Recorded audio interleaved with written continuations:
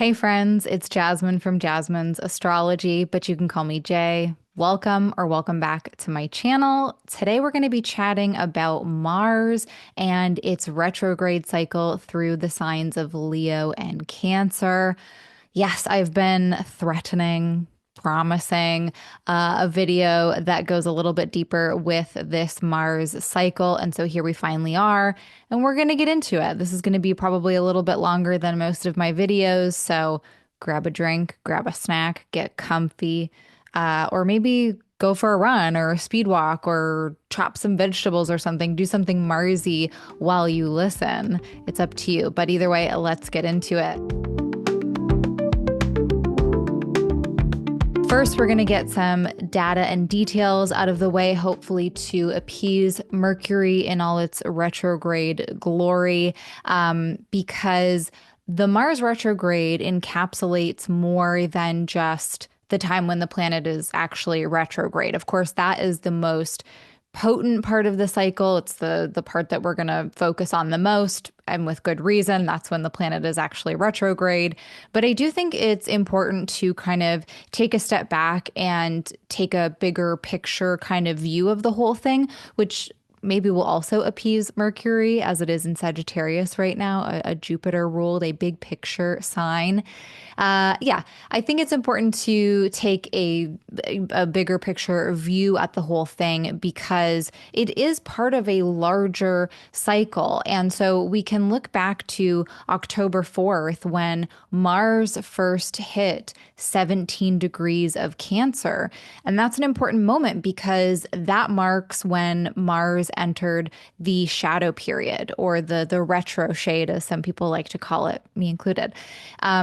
And 17 degrees of Cancer is where Mars is going to be retrograding back to. So as it hit that degree for the first time, it kind of marks this moment of like, okay, from here on out, this is the area of the chart where Mars is going to revisit. This is the ground that it's going to be retreading. And so from October 4th until December 6th, when Mars stations or stationed retrograde, depending on when you're watching this, at 6 degrees of Leo. So October 4th, December 6th, between that space of time is when Mars is first transiting through from 17 degrees of Cancer to 6 degrees of Leo. That's that first pass through. And it's kind of like poking and prodding and stimulating and agitating this part of the chart. And it's letting us know, like, this is what I'm coming back for. These are the themes, these are the issues that are going to coalesce to create the Mars retrograde story for each of us. And so that's why I think it's important to look back to that October 4th point or to that, entering of the retrograde point and be like, and have that so that we can look back and say, that's where that started to come into focus. That's where those whispers or inklings started to become apparent. And then as we get closer to December 6th, it like started to become louder or more obvious. So as of December 6th, Mars is moving retrograde. And then as of January 6th, it's actually going to return to the sign of Cancer. And that's really going to mark a tonal shift in the retrograde as a whole. It's going to shift the energy. It's going to shift the perspective. And eventually, then Mars will reach that 17-degree marker of Cancer once more, and it will station direct. And that happens on February 23rd, 2025, which is like, I don't know, a million years from now or something. Now, those station days, that December 6th station retrograde, the February 23rd station direct, and kind of the 24 to 48-hour period surrounding those days, potentially even longer, kind of depends, but those station days and the time around them, those can be the trickiest for Mars retrograde, for any planet's retrograde cycle. These are the days when the planet is just not moving. It is in station. It's literally a train. Well, it's not literally a train, but it is a train. It's like a train in a station, not moving. It's not going backwards. It's not going forwards. It's not doing anything. It's just sitting there and waiting. And so, at least when a planet is retrograde, yes, it's moving backwards, but it's moving, right? But the station days, it's like, that's just Like it just is there. It's just sitting there.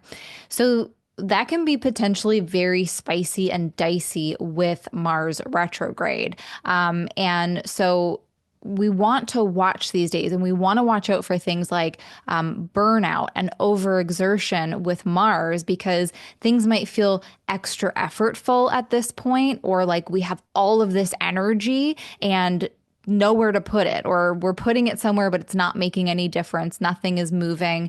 And like instead of trying to push our way through a brick wall, maybe we can figure out how to redirect that energy into some other kind of physical outlet so it doesn't just get stuck and like turn into an outburst or a snapping back or something like that. After that direct station on February 23rd, Mars is going to enter a kind of recovery phase. It'll start to slowly pick up speed. Once again, it'll start moving forward back through the area of Cancer and back through the area of Leo that, it's already been through twice. This will be the third and final pass. It's kind of like when you've had a cold or when you've had, something wrong and you're feeling better, but you're still dealing with kind of some of those after effects. You still can't live life to the fullest yet, but you know that you're heading towards better days for sure. You're just kind of dealing with like the residual. On April 18th, 2025, which I guess is like 1,000,000,005 years later, Mars will finally re-enter Leo. And I think this marks a significant turning point in this cycle. Mars will be out of the sign of its fall, which is Cancer. And it's going to be in a sign where it's a much better match for Mars to be in Leo. Mars is a hot and dry planet. Leo is a hot and dry sign. So there's just those qualities are working together a little bit nicer. There's a little bit more harmony there.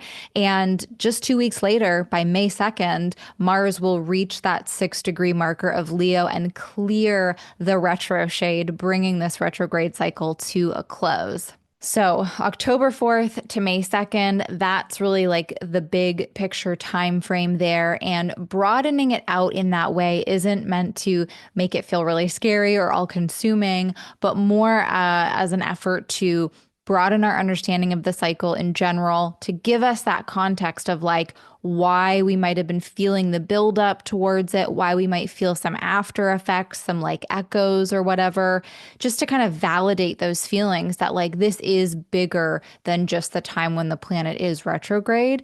And, also just to kind of make it clear, like retrogrades aren't about all of those RE words for nothing, right? Like the planet has already been through all of that territory of the zodiac, and then it goes back and does it again, and then again for a third time. So, like echoes and repeating themes, and like feeling like you're kind of in a spiral or a very like cyclical experience, totally par for the course. Now, Mars retrogrades aren't as common as outer planet retrogrades. They don't happen every year. They're certainly not as common as a Mercury retrograde that's happening like 3 times a year.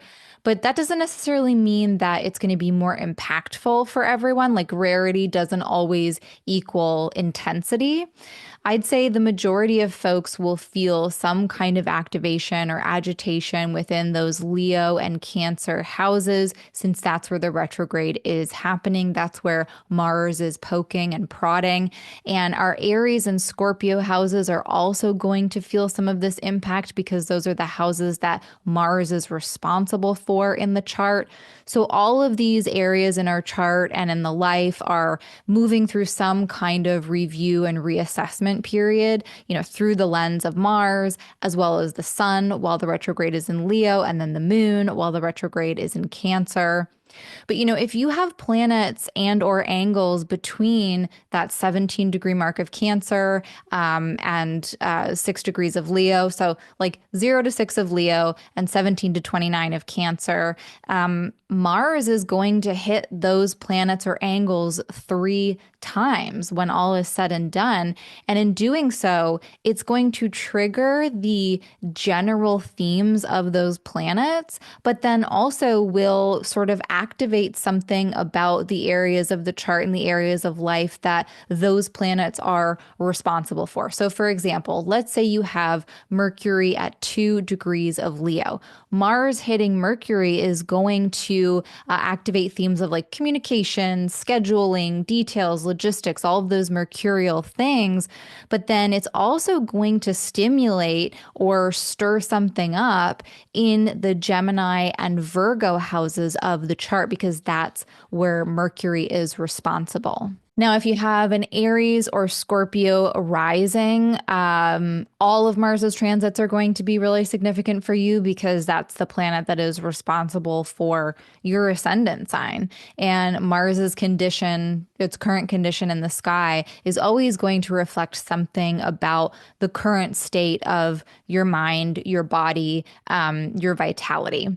And the same thing goes in this particular case for folks with Leo and Cancer rising signs, because at some point Mars will be moving through your first house, the sign of your ascendant. And so it'll be impacting your mind, your body, your vitality.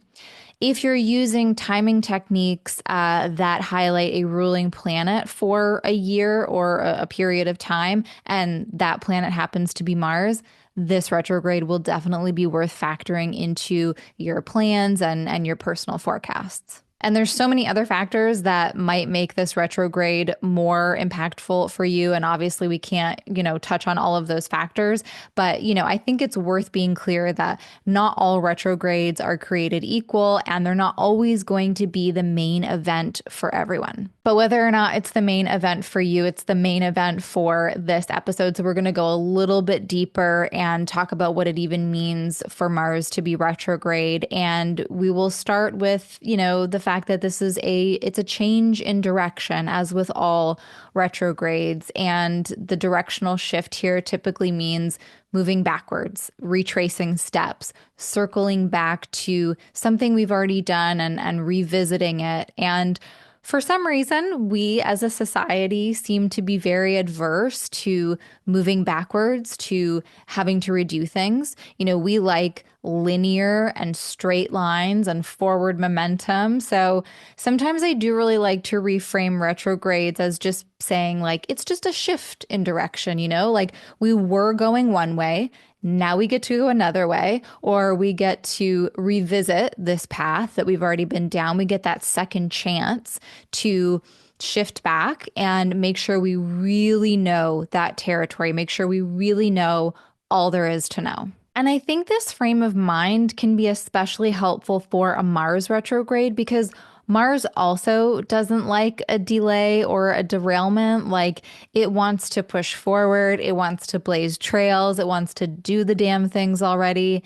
And so when Mars is prevented from taking forward action, there can be feelings of agitation and frustration. It can feel unsettling and uncertain and a little chaotic. And I think having an alternate plan of action for things in general sort of can be really helpful to ensure that we have a manner in which to channel out any pent up and excess energy, because we might not always be able to take action or make progress in the ways that we're really desiring over the next couple of months. So having another means of eliminating the excess, which honestly might literally be just shaking it out physically, verbally, whatever. But finding a healthy outlet of some sorts, I think, is key for a Mars retrograde. And certainly practicing patience is going to be huge. Because retrogrades are also about a change in pace where things typically do slow down. So our Mars stuff is bound to feel a little bit sluggish. It's bound to hit some delays. That hitting or pushing up against a wall feeling can extend past the station days for sure. And there can be this like stuck or in a holding pattern energy to the retrograde. Mars is about energy and effort and drive and determination. And it's not as though those things disappear when we have a retrograde, but they can feel restricted and thwarted. And so it just kind of takes that extra effort to keep motivating ourselves, because maybe the usual amount of pep talk and getting ourselves pumped up and motivating ourselves is just not enough to keep us moving. Or maybe we're keeping ourselves moving just fine, but there's these external factors that are just putting up those walls. And I think this is sometimes how we get to these points of peak frustration and burnout because we keep pushing. We keep trying to move in the same ways without adjusting for the circumstances. And so we might find it helpful to reassess certain goals, certain passions, and the ways we move through the world to pursue and achieve those things.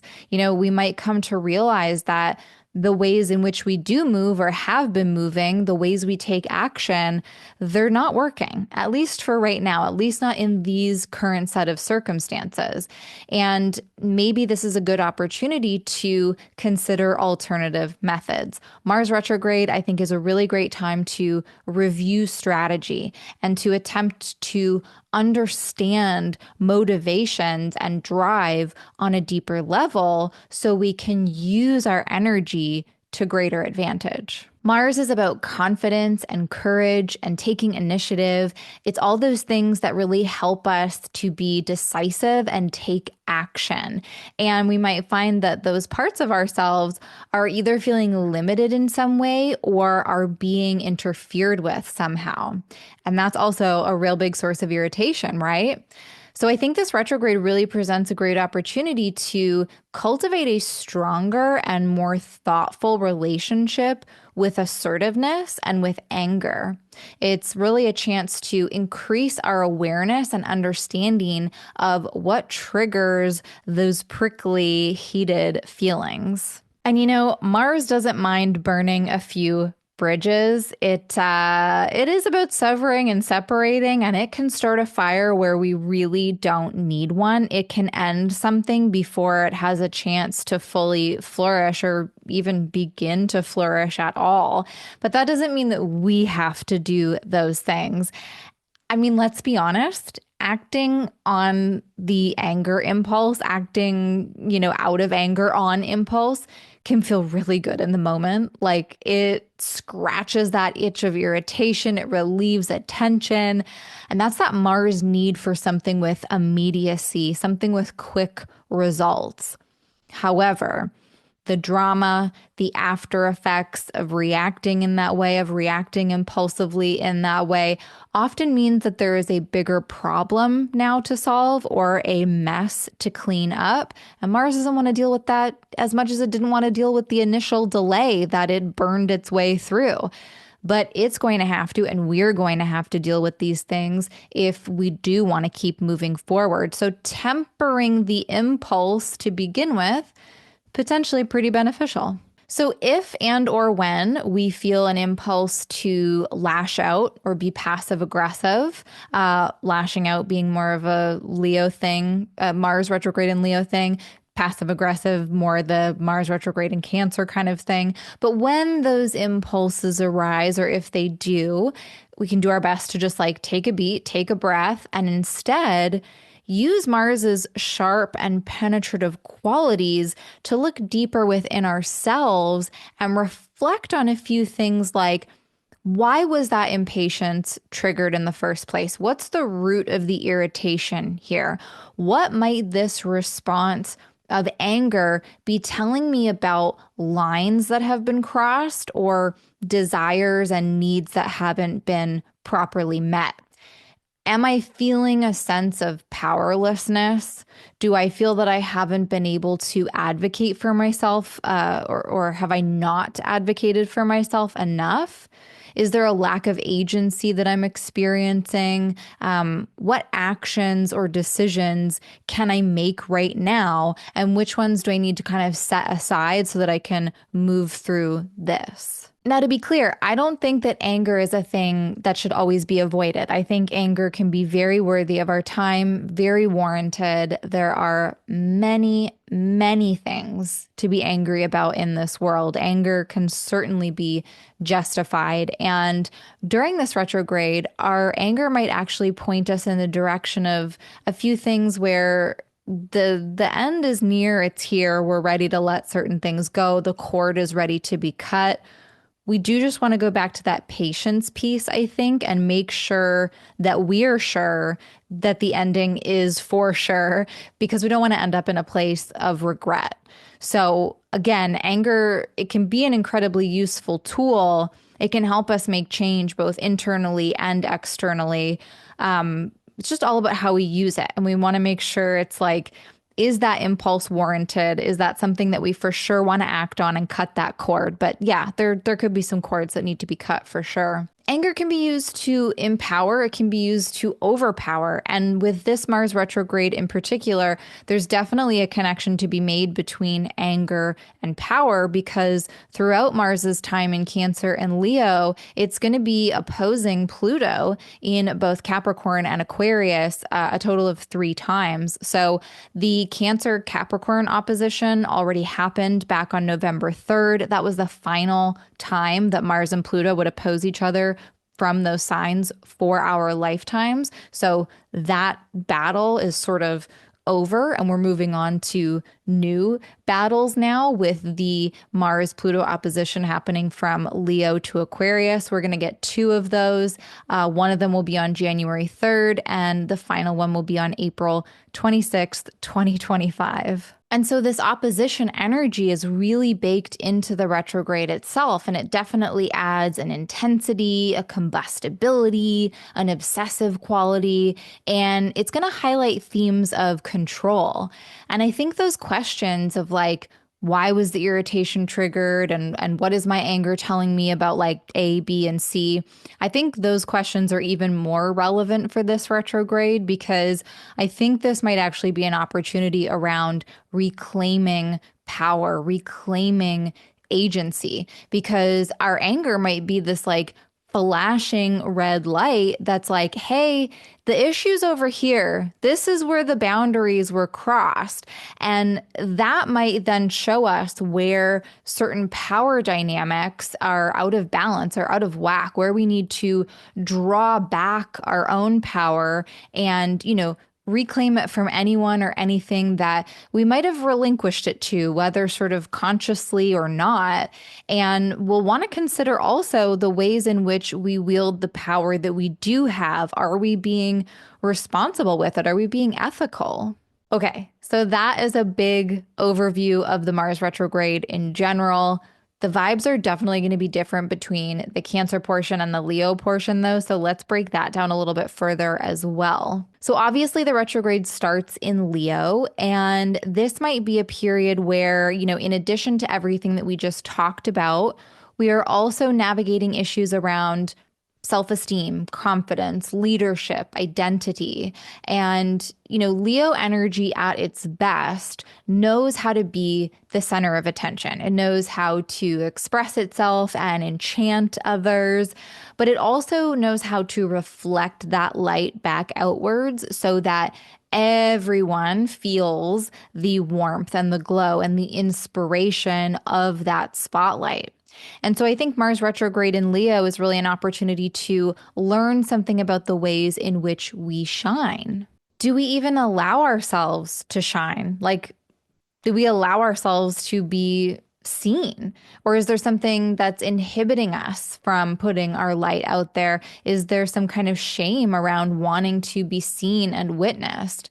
Or maybe we've crossed a line in some way. We are sort of outshining others. We are taking up more space than what is rightfully ours, like maybe as a way to mask or compensate or go on the defensive for something else. Our ability to engage with challenge and competition might be somewhat askew as well. Like we might misunderstand where we're being called to rise to the challenge and foster a healthy competitive spirit, and where we actually need to cool it a bit and just take a step back. Strength and bravery might also come into focus, and not just like the typical sort of, stereotypical sort of like masculine view of those things, but like the strength that it takes to have patience in certain situations, the bravery to allow yourself to be seen as exactly who you are. I think all of those things come into focus while Mars is in Leo.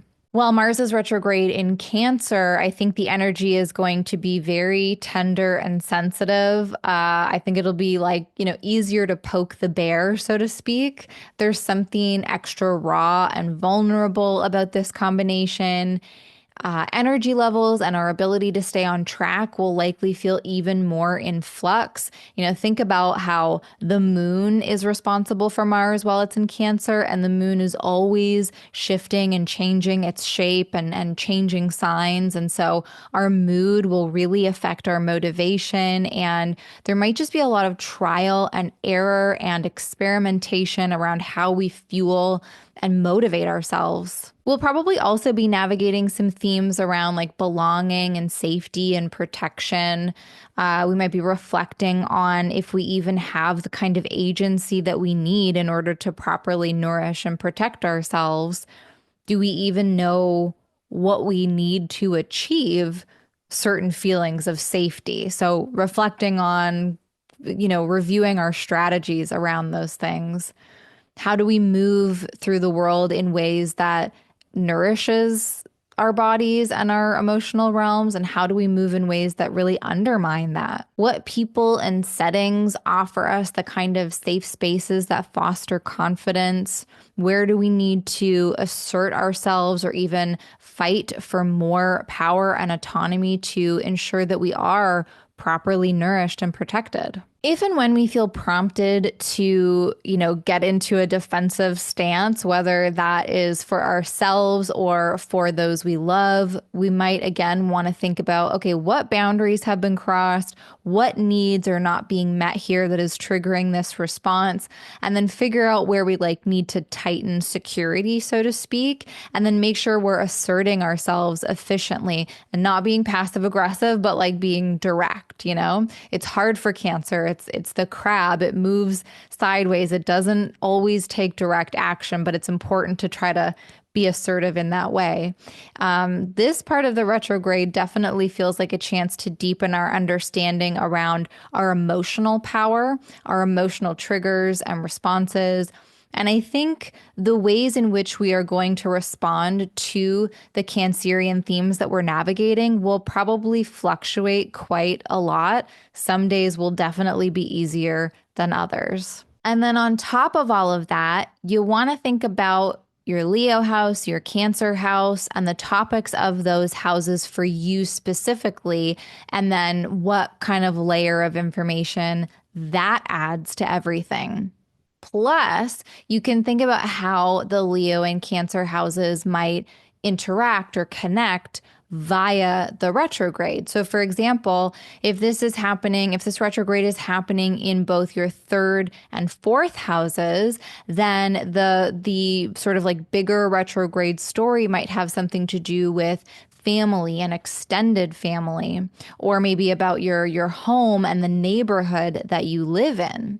Or if it's happening within your seventh and eighth houses, then this might bring a very close partnership and all of the resources that you share within that partnership into really big focus.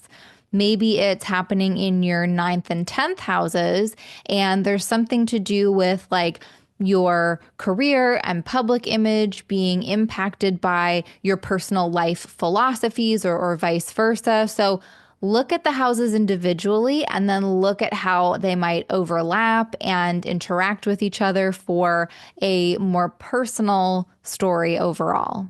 One final thing that I've just been thinking about is that it is really interesting to consider that this retrograde is happening in the sign ruled by, or in the signs ruled by the luminaries, the lights, the sun and the moon. And the sun and the moon are heavy hitters in astrology. I mean, they say so much about the life. They say so much about the energy of a chart. A lot of astrology is just based on light and visibility and the visibility of certain planets at any given time and the visibility of the aspects that they're making. I mean, the moon phases, the lunar cycle itself is all about varying visibility factors, right? So it's really not insignificant that the retrograde is focused in these two signs. I think it is going to be kind of potent in our collective settings. The sun speaks to leaders, the moon speaks to, groups of people and the gathering of crowds. So, and then we've got Mars with, its connections to war and power.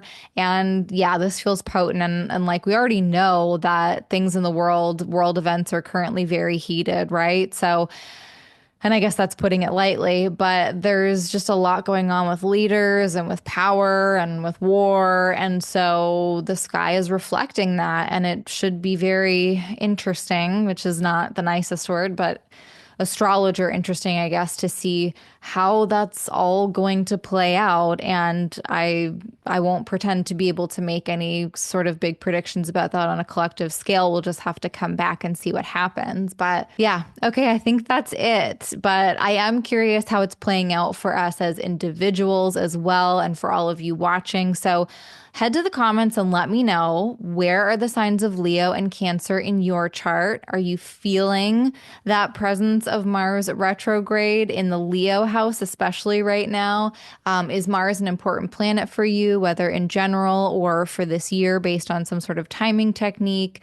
Have you already started learning and sort of exploring power and anger and motivation and what all of that kind of means to you? And let me know if you have any questions about today's video or if you need any clarification on any of the topics that I brought up. Overall, I hope it's been helpful. Sorry it took me so long to get to Mars, but I knew it was going to be a big one. So it took a little while to get there. Patience, right? Patience is key with the Mars retrograde. But yes, hopefully it will be an empowering retrograde for all of you. And thank you so much to everyone for watching. If you did enjoy this video, please take a second to like it and then subscribe to the channel. It's a super helpful and super free way of supporting my work, and I am super grateful. I'll be back soon with other astrology insights and more cosmic chit chat. But until then, everyone, I'll catch you in the cosmos.